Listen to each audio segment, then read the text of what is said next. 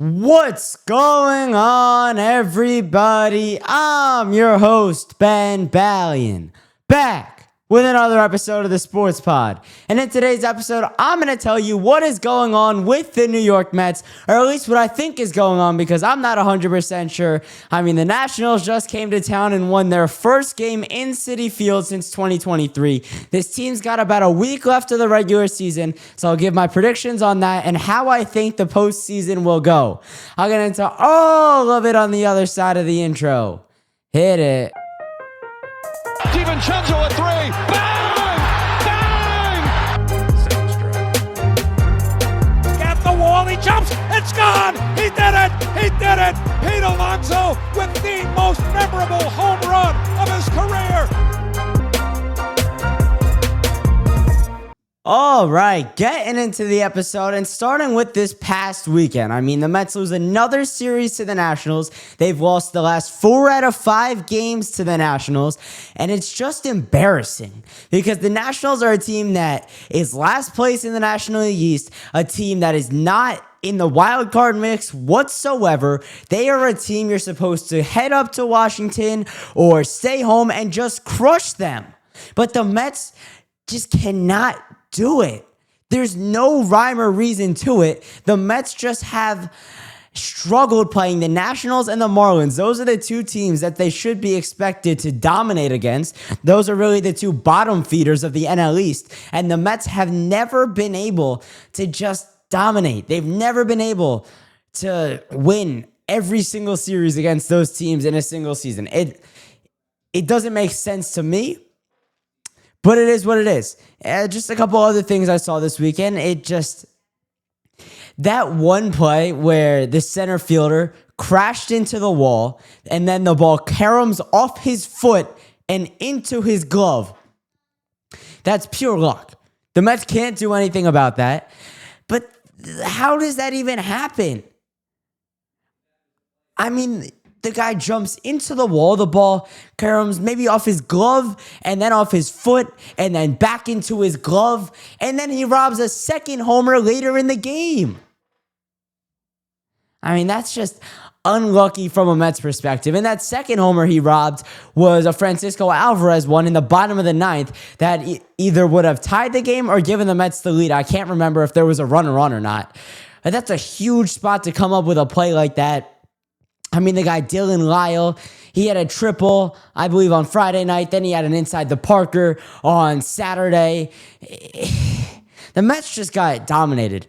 The Mets were crushed by the Washington Nationals. And I think the biggest part of it from a Mets perspective is that they ran out of pitching. They leaned so heavily on the bullpen to start the year, and now we're in September. We're in the late stages, the home stretch of this season, and the Mets starters don't have gas in the tank. I mean, Brandon Sproat and Nolan McLean have been so good for the Mets this year. Ever since they were called up about a month ago, Jonah Tong has been all right. I still am not ready to believe he's a major league pitcher yet. I think he needs to develop more. He's only got 2 real pitches, but the other guys, Kodai Senga, Sean Manaea, Clay Holmes, even David Peterson has struggled as of late. These guys have not been good enough. They don't give you the length. And as long as they were throwing up zeros, it was fine that they weren't giving you the length because the bullpen was good enough. But now they're starting to go 4 innings and give up 5 or 6 runs. I mean, these guys just flat out are not good enough. And the Mets are a team that are expected to be competing for a World Series title this year. I just don't know if that's realistic anymore. This team has been so incredibly streaky. I think I saw something today where there were stretches of the season where the Mets, I think it was like there was a couple times where they started the year, maybe their first 40 games, it was like a .645 winning percentage. Then they went 3-14. Then they went 7-1. But then after that, it was back to losing, and then it was back to winning. It's up and down and up and down. They have been so inconsistent. I mean, they've had 3 separate 7+ game losing streaks. It's not good enough. But If you look at the flip side, if the Mets do get hot and stay hot through all of October, it could play to their advantage. It's all about getting hot at the right time. And as it stands right now, the MLB playoffs are so wide open, and I think the Mets have as good a chance as anyone to make a run at it. Trust me, I don't think this team is World Series bound this year. I thought last year there was a chance they were a team of destiny with Grimace and OMG, and how the season just turned on its heels in the middle of June. It's not like that this year. They just don't have that feeling. They don't have the grit. They don't have the heart that they had last year. They don't have a single comeback in the ninth inning. Yes, they have walk-off wins, but that's because they were tied entering the ninth. They don't have a single comeback in the ninth inning. It's not good enough. If you're going to win playoff games, you have to be able to mount a comeback. You can't just wither away once you go down late in a game. The bullpen is bound to get rocked at least once in the playoffs. It is just bound to happen.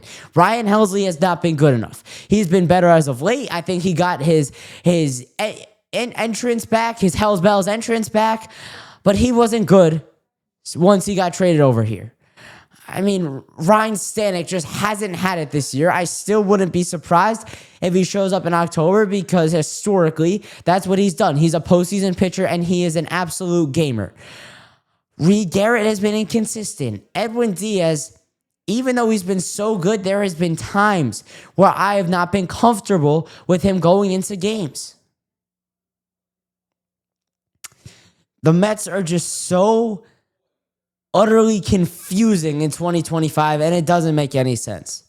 So as it stands right now, they're tied with the Reds in the loss column for the final wild card spot. The Reds do hold the tiebreaker, so with 1 week left in the season, the Mets are on the outside looking in. Now, the Reds play the Pirates this week and then the Brewers next weekend. The Pirates have absolutely nothing to play for. They're eliminated from playoff contention. The Brewers, on the other hand, are still playing for that number 1 seed in the National League. However, that could all get sorted out during this week. If the Brewers win a couple games and the Phillies and Dodgers lose a couple games, then the Brewers will clinch that top seed. The Mets, on the other hand, are playing the Cubbies and the Marlins. The Cubs are kind of playing for wild card position. I think they have the top wild card spot locked up. They're 3 games ahead of the Padres. The Marlins are way on the outside looking in. They're pretty much done. They're 4 games under 500 with a week left in the season. So I do think the Mets are going to be able to have success, but that series against the Cubs is no gimme. The Reds, on the other hand, the Brewers have cooled off. The Pirates are not very good. I think the Reds are just going to blow through the rest of their schedule. So with 6 games to go, can the New York Mets be better than the Cincinnati Reds? That's the question. Whichever team is better in these final 6 games will get that wild card spot. And now looking to the Giants, who are the other team that's in the mix for that 3rd wild card spot. The Giants right now, they're 3 games back. The Diamondbacks are only a game back. So there are multiple teams. I think the Giants are done. I would say the Diamondbacks, who are sitting at 79 and 77, and play the Dodgers tonight, and then this week they play the Dodgers this week, and then the Padres next weekend. That's a really difficult schedule. I don't know how I feel about the Diamondbacks' chances of pushing a wild card appearance, but it's really between the Mets and the Reds. That's what it's going to come down to. Are the New York Mets better than the Cincinnati Reds? And the Mets had every chance to pick up that tiebreaker. They won the Friday night game in Cincinnati. Edwin Diaz had that strikeout on Elly De La Cruz, and then he got Noelvi Marte out after walking the bases loaded. That was a big-time win. I thought that was going to shift some of the momentum. But after that, the Mets lost the second 2 games of that series, and the Cincinnati Reds ended up gaining ground on them. I think the Sunday game is the one I'm going to point to, where it was 3-2 in favor of the Reds. I mean, it was against Brandon Sproat. It was a sac fly. It was a double, and it was an RBI single for the Reds. That's how they scored. It was a Brett Beatty homer and a Juan Soto homer. For the Mets, I mean, you got to win close games, and that's something they just have not done at all this season. So now, even if the Mets do get into the playoffs, what are really their chances? I think I laid it out earlier in the episode. If they get hot at the right time, if they get hot starting not this coming week, but the week after for the wild card series, and they can stay hot all the way through Halloween, I think they've got a really good chance, because we have seen at points this season that the Mets offense has the ability to go out there, score 8, 9, 10 runs a game, and the pitching staff has the chance to limit opponents to 1 or 2 runs each night. I don't think that is out of the question. I don't think the Mets are completely done even if they get in. I don't think that's the case. What I do think is the case is that the Mets aren't playing well enough to get into the dance right now. And that's the bigger problem, because if the Mets aren't able to outlast the Reds, they're not going to have a chance to get hot in October.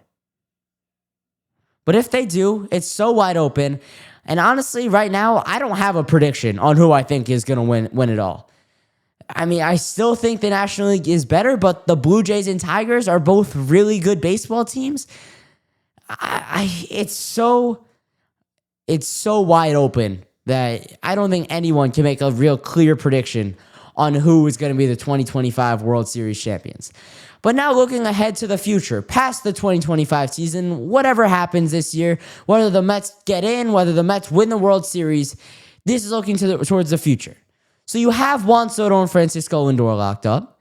You have Mark Vientos, Brett Beatty, Luisangel Acuna, Ronnie Mauricio, all on the infield. Those are guys you're going to have for another couple seasons. They're all on rookie deals. What else do you have, though? Pete Alonso has the ability to walk.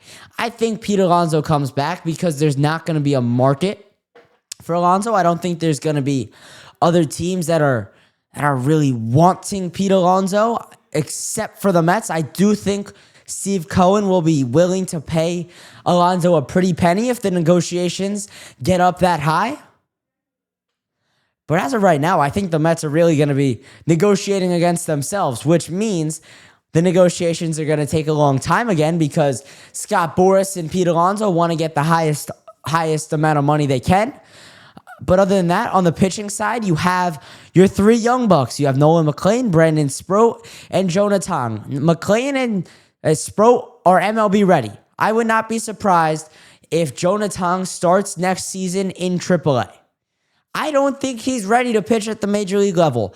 However, if he gets a full off season of training with the big league staff, it might develop him into being ready by next April, by next opening day. He needs a third pitch. I think it's either the slider or the curveball. I can't remember what his third pitch is, but he throws it about 14% of the time.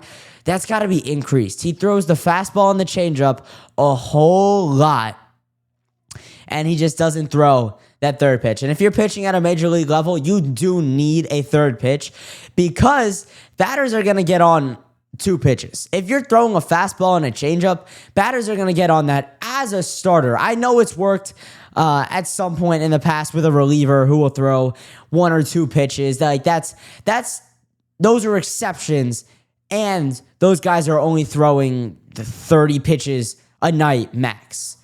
The other 2 guys that I'm interested to see what happens this offseason are Kodai Senga and Sean Manaea. The Mets have invested in Sean Manaea for at least next season. I'm not sure exactly what his contract situation was, but last offseason, you had to expect Manaea was going to give you a ton of production this year. You had to expect Sean Manaea to be your ace of the staff after he was a Cy Young candidate after the end to his season in 2024. Kodai Senga, on the other hand, was injured for all of last year.